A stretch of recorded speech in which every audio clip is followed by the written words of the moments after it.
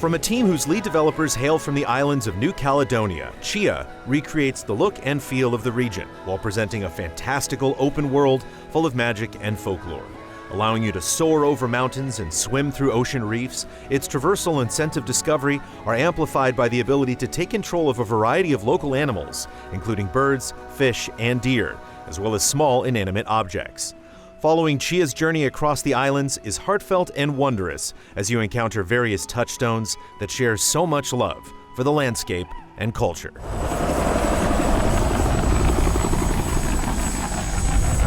Tchia is a young girl who's grown up on a remote island with her father. One day, a mysterious group of soldiers flies in and kidnaps him, and with the help of a family friend, Tchia leaves her secluded life on a journey to get her father back. In the process, she learns about her magical ability to soul jump, as well as the series of events that led up to all this, including the true nature of the dark forces reigning over the islands. While the game is bright and colorful with a playful sense of humor, it can also be like one of Grimm's fairy tales. The story gets surprisingly dark at times, and it's not afraid to throw an emotional gut punch on occasion. After the opening chapters, most of Tchia's islands become freely available to explore, and the design of its terrain is easily compared to Zelda Breath of the Wild. Your eyes are constantly drawn to new places to explore, whether you're doing so on land, by boat, or from the air. Even when you're not embodying the form of an animal, there are a lot of traversal options. Tchia can scale cliffs, slide downhill, and glide. You can shake treetops back and forth to use them like springs to gain momentum. Plus, you can use your soul jump ability on inanimate objects like rocks and coconuts, quickly chaining together soul jumps and throws to gain distance.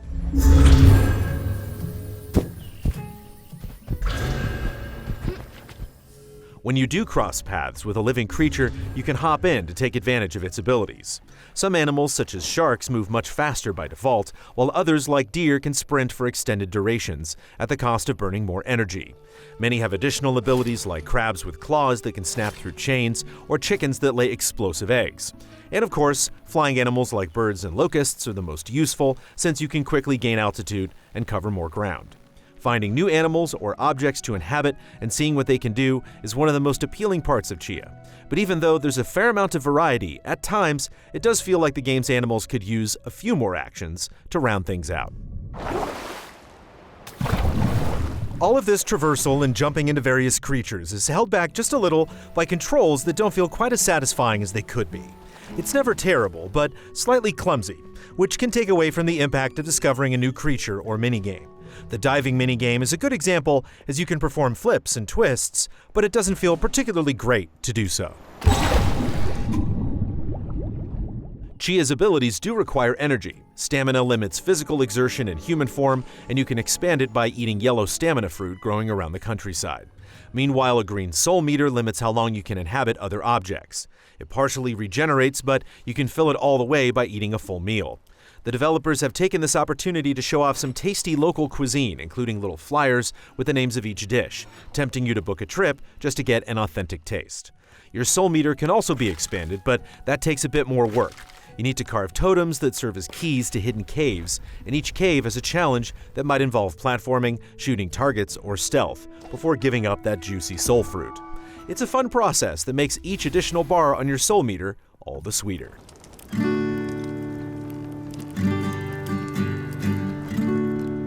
The last major trick in your backpack comes with Tchia's ukulele. In addition to playing music at key points in the story or just freely jamming on your own, you can learn quick songs with various effects. Some change the time of day, some let you summon useful animals so you don't have to search for them, and one forms a bubble to breathe underwater for an extended period of time. There are definitely times when making an animal appear out of thin air can feel a bit like a cheat code, but in a lot of situations, the shortcut is greatly appreciated. You unlock new songs by completing rock stacking minigames found throughout the islands, and while the balancing mechanics feel a bit finicky, the anticipation of unlocking a new song makes rock stacking one of the most exciting things to find on the map. Speaking of things to find, there are a lot of collectibles and activities in Tchia's open world. You can discover these naturally by exploring, or you can make the search easier by going to a point of view and shouting Tchia's name, which populates the map with icons for things in the general vicinity. There are treasure chests, trinkets, and pearls to find. You can do backflips off of diving boards, take your slingshot to target ranges, and participate in various races, whether they be on your boat, on foot, or using a specific animal. And if you earn any trophies, those can actually be used as currency to play crane games in a couple of towns. The treasure chests and many of these other activities ultimately reward you with different cosmetic items, and Tchia is chock full of different outfits to find to constantly update her appearance. You can go for a more traditional cultural look, equip her with more robust hiking gear, wear a nice dress, or go for something silly or contemporary. And there are a lot of customization options for your boat, too.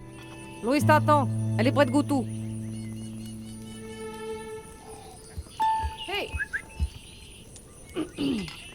Interestingly enough, despite so many activities, there isn't much in the way of traditional side quests. You don't get a lot of people telling you to go here and get that outside of the main story. The one major side quest you embark on involves a series of treasure maps. They're not too out of the ordinary, but show a drawing of a place that you need to identify and figure out how to get to. Each chest includes another map and key, as well as a note which helps flesh out the game's backstory. Despite being relatively simple, the quest line really emphasizes the focus on working things out for yourself. Along those lines, some of Tchia's systems are designed in a way that seems deliberately inconvenient. When you look at your map, it shows everything except a marker for exactly where you are. Instead, you use signposts to mark your last known location, and you can stick a pin in the map, which then shows up on your compass to work out its direction. Similarly, your camera can use a variety of different film stocks for different tones and effects, but you don't see the result while taking the picture or even immediately afterwards. To see how your photos turn out, you have to find a spot to develop the film first. It's all an ode to analog ways of doing things and a reminder of what life was like before smartphones just a few short years ago. Combined, all of these elements work well together to create one of those experiences where you'll be headed off with a goal in mind, but inevitably get distracted by one thing on the horizon after another. You'll go after a shiny collectible, spot an interesting bit of terrain, find an animal you've never seen before, and all of a sudden you've spent hours caught up in peaceful exploration. If you manage to stay focused on the main quest, Tchia can be finished in 10 to 15 hours, but it can last over 20 if you take time to explore.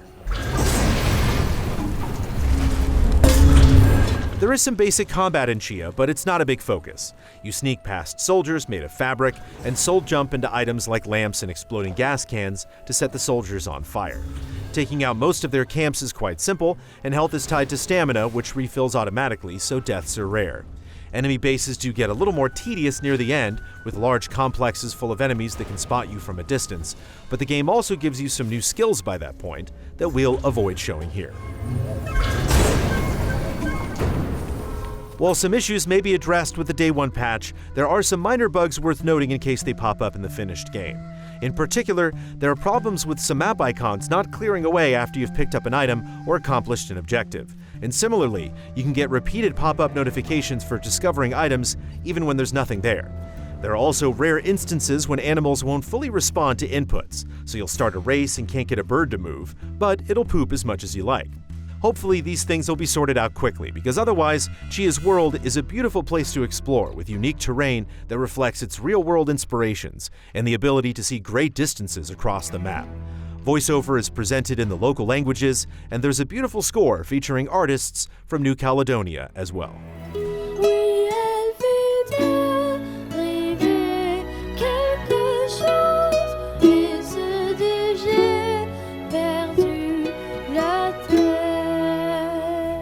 Tchia is a strong example of how such personal love and care can shine through every part of a game's craftsmanship. Its environments, animals, clothing, dances, music, food, and folklore all convey a sense of deep cultural heritage, as much as just being a fun video game to explore. Despite having a few rough edges to iron out, Tchia keeps you looking around every corner for the next thing to jump into, whether it's a dolphin or a skateboard.